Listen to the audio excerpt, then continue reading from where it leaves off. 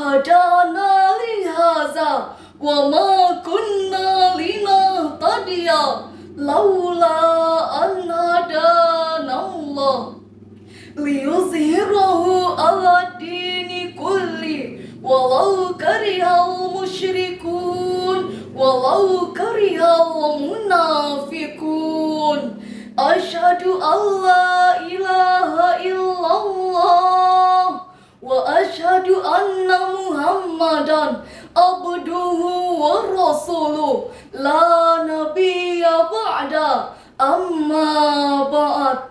Dewan Hakim yang arif lagi bijaksana dan hadirin para pecinta syarhil Quran yang kami banggakan.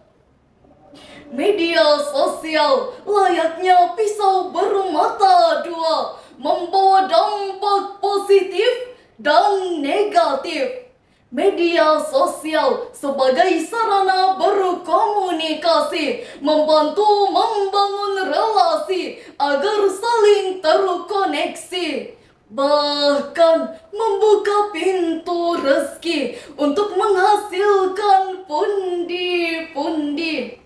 Namun hadirin, media sosial juga dapat membahayakan pribadi, instansi, dan institusi. Akhir-akhir ini, media sosial sering disalahgunakan untuk menjalankan propaganda adu domba, memperluas jaringan teroris dan narkoba, penipuan, prostitusi online, dan perdagangan manusia, bahkan sarana perpecahan sara. Pantas kalau Albert Einstein juga pernah berkata, "It has become appallingly obvious that our technology has exceeded our humanity." Sudah semakin jelas terlihat bahwa teknologi kita telah melampaui batas kemanusiaan. Untuk itu, media sosial sebagai sarana perbaikan akhlak adalah judul syarhil Quran yang akan kami sampaikan. Sebagai rujukan, Al-Quran Surah Al-Ahzab ayat 70 sampai 71. A'udzu billahi minasy syaithanir rajim.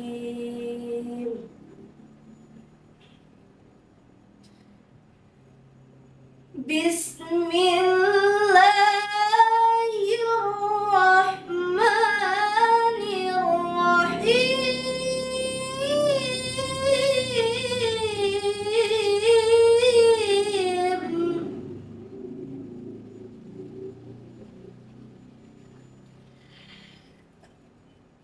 Ya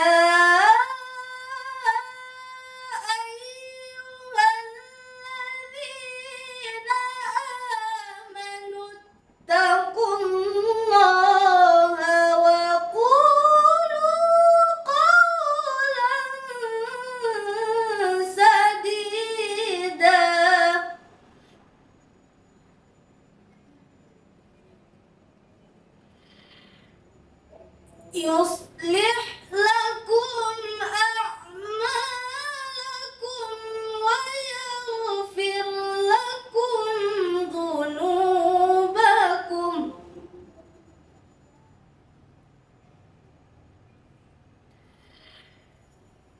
wa man yuti'illaha wa rasulahu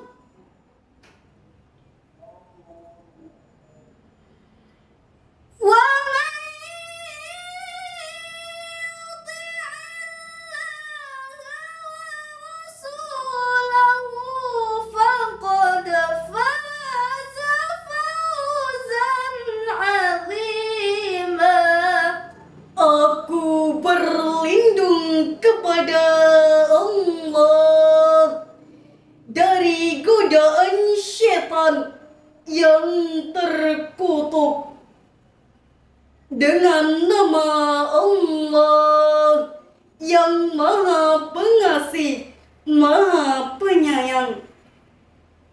Hai orang-orang yang beriman, bertakwalah kamu kepada Allah dan katakanlah perkataan yang benar. Niscaya Allah akan memperbaiki amalan-amalanmu dan mengampuni dosa-dosamu. Dan siapa yang mentaati Allah dan Rasul-Nya, maka ia telah mendapatkan kemenangan yang besar. Hadirin yang berbahagia, Syekh Al-Qurtubi dalam Tafsir Al-Jamili Ahkamil Quran Juz 14 halaman 253 menjelaskan, Qulu qawlan sadidan ay qasdan wa haqqan, ucapkanlah perkataan dengan sengaja dan benar.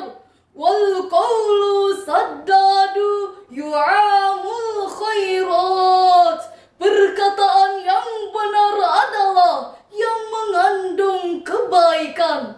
Ini jugalah yang ditegaskan oleh Syekh Faruddin Ar-Razi dalam Tafsir Mafatihul Ghaib Juz 25 halaman 186.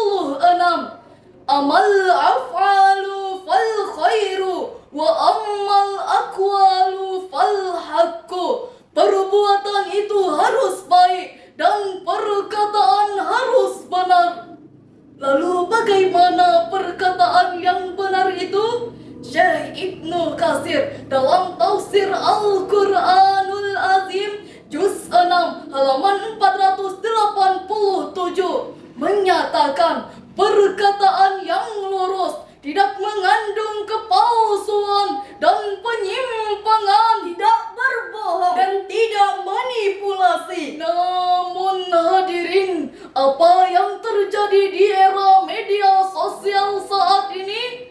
Akhlak berkomunikasi makin jauh dari perilaku sehari-hari. Banyak yang tidak peduli sampai membahayakan diri sendiri. Munculnya update status berlebihan, selfie, upload foto pribadi dengan segala macam ekspresi tanpa proteksi privasi.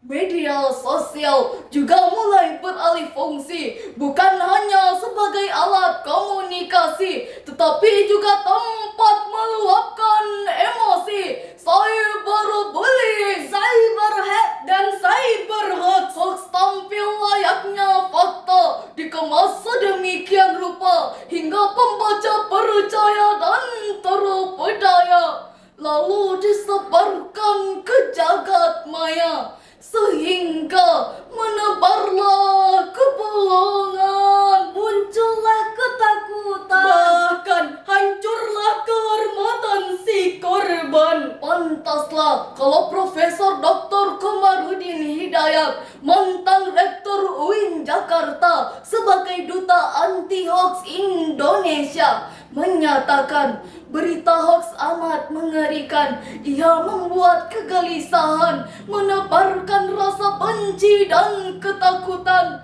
bahkan bisa membunuh karakter karena berisi manipulasi dan kecurangan. Oleh karena itu hadirin, mari kita berhati-hati menggunakan media sosial. Baca dan pahami Undang-Undang ITE nomor 19 tahun 2019. Lalu hadirin, bagaimana tuntunan Al-Quran agar kita terhindar dari berita hoax? Sebagai jawabannya, marilah kita simak firman Allah dalam Al-Quran Surah Al-Hujurat ayat 6. Ya ayyuhalladzina amanu in ja'akum fasikum binaba'in fatabayyanu.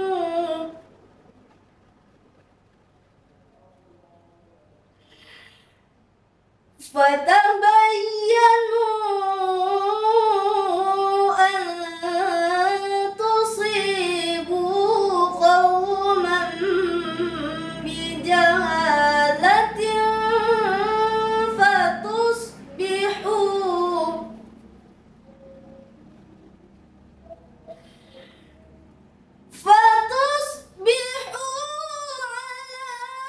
ما فعلتم نادمين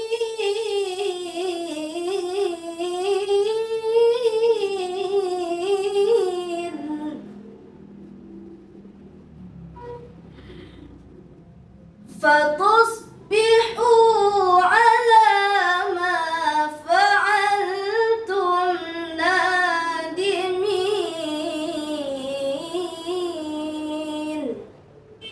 صدق الله العظيم.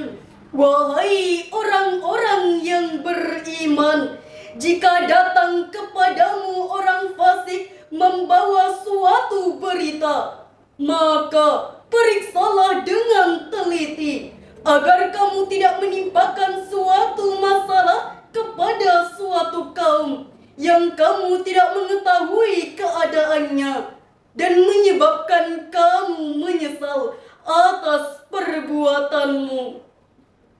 Maha benar Allah dengan segala firman-Nya. Syekh Al-Qurtubi dalam tafsir Al-Jamili Ahkamil Quran jilid 16 halaman 312 memaknai kata fasik dengan al-kadzab, pendusta. Selanjutnya kalimat binapai menurut Quraisy Shihab dalam tafsir Al-Misbah halaman 588 bermakna berita penting.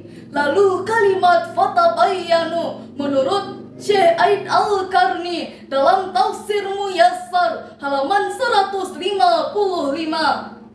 Dari syarahan yang kami sampaikan tadi, ada 3 kesimpulan yang kami dapatkan. Pertama, etika berkomunikasi di media sosial telah diatur dalam Undang-Undang ITE. Namun belum sepenuhnya rakyat Indonesia menjalankannya. Kedua, tugas kita semua, seluruh rakyat Indonesia, mari saling menjaga, saling mengingatkan sesama. Tunjukkan akhlak jika eksis di media sosial. Setuju hadirin? Ketiga, waspadalah terhadap berita hoax. Apapun tampilannya, jangan mau dipecah belah. Karena kita cinta Indonesia, kita cinta Pancasila. Demikianlah syarahan yang dapat kami sampaikan. Terima kasih. Sampai jumpa. Wassalam.